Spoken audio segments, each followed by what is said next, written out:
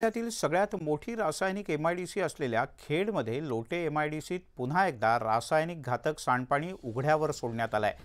त्यामुळे महाराष्ट्र नवनिर्माण सेनेचे कार्यकर्ते आक्रमक झाले। वारंवार घडणाऱ्या या घटनांमुळे परिसरात दुर्गंधी पसरत असून नळपाणी योजनेचं पाणी देखील खराब होत आहे। या पार्श्वभूमीवर मनसेच्या कार्यकर्त्यांनी आज चिपळूण इथल्या महाराष्ट्र प्रदूषण नियंत्रण मंडळाच्या अधिकाऱ्यांना भेटून त्यांना घेराव घातला आणि प्रदूषण करणाऱ्या कंपन्या तात्काळ बंद कराव्यात अशी मागणी केली। यावेळी अधिकाऱ्यांनी येत्या 24 तासात संबंधित कंपन्यांना क्लोजर नोटीस दिली जाईल असं आश्वासन मनसैनिकांना दिलंय। रत्नागिरी जिल्ह्यातली सर्वात मोठी रासायनिक एमआयडीसी असलेल्या लोटे एमआयडीसी मध्ये प्रदूषणाचा प्रश्न नेहमीच ऐरणीवर आलेला आहे। उघड्यावर सांडपाणी सोडण्याचा प्रकार काही थांबत नाहीये। माझ्या पाठीमागे आपण बघू शकतो की हा लोटे एमआयडीसी परिसर आहे। एका कंपनीच्या बाजूला आपण जर बघितलं तर पूर्णपणे पिवळ्या, हिरव्या आणि तेलकट तवंग असलेलं पाणी आहे। प्रचंड दुर्गंधी आहे या ठिकाणी सुटलेली आपल्याला पाहायला मिळते।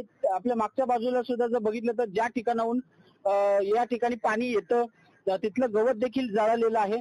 वास्तविक पाहता इथूनच काही अंतरावरती एक ओढा आहे आणि सोनपात्रा नदी आहे।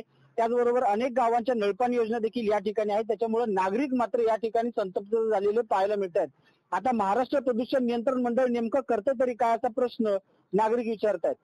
चंद्रकांत बनकर, न्यूज 18 लोकमत, खेड, रत्नागिरी।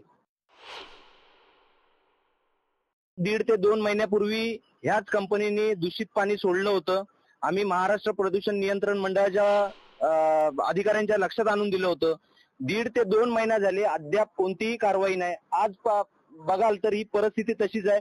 खरं तर हा ओपन प्लेस आहे, याच्यामध्ये गुरं देखील चरत असतात। इथून नळ पाणीच्या योजना देखील इथून गेलेल्या आहेत। रत्नागिरी जिल्ह्याचे पालकमंत्री उदय सामंत खरं तर ते पण उद्योग मंत्री आहेत। 1.5-2 महिने हा प्रकार वारंवार घडतोय।